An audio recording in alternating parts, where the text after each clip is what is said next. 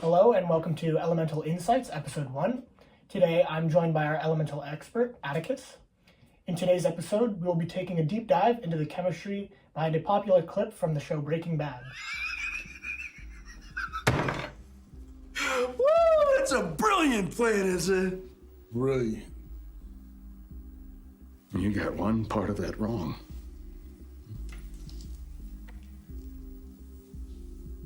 This is not meth.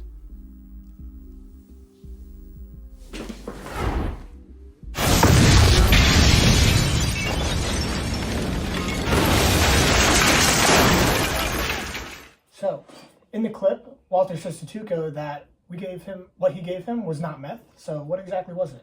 That was mercury fulminate. Mercury fulminate is a primary explosive that is mainly used as a trigger for other explosions in percussion caps.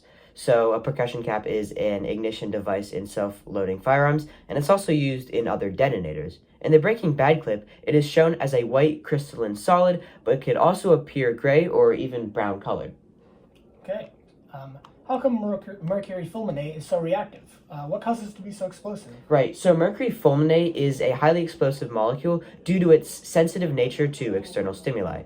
Specifically, the fulminate ion, which is CNO-, itself is very unstable, and when it's combined with mercury, it forms a highly sensitive metal fulminate that readily decomposes into a gaseous form when friction, heat, and/or shock is applied.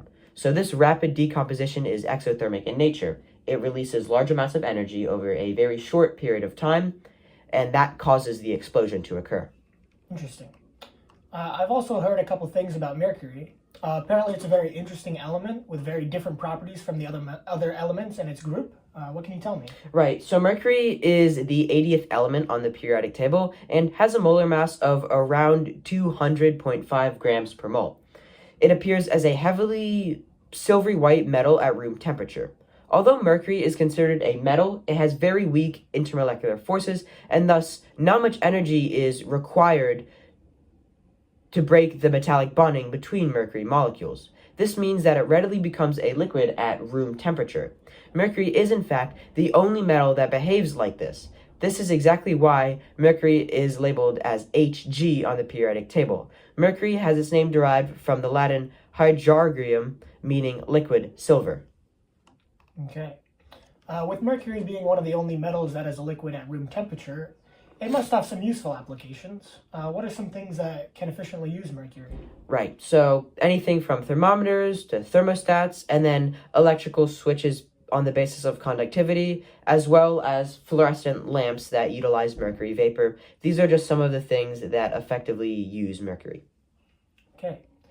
So it seems mercury has a lot of good uses, but just like everything else on Earth, there must be some downsides to having mercury in our environment. Yeah, so the main one comes in the form of artisanal and small-scale gold mining, ASGM, which is the largest human-caused source of mercury in the environment.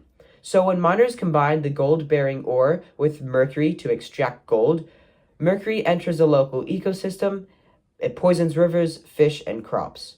The impacts of ASGM are very evident within the Amazon River in South America.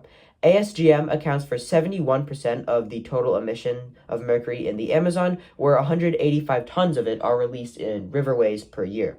This is very bad. The World Health Organization even ranks mercury among the top 10 most dangerous chemicals in public health, and you don't want animals to be eating it, because when it enters natural ecosystems like the Amazon, it affects many wildlife populations, which impacts their neurodevelopment, their reproduction abilities, their growth, and their abilities to learn. Yeah, that doesn't sound very good. So that wraps it up. It's crazy how Breaking Bad uses chemistry to write a story.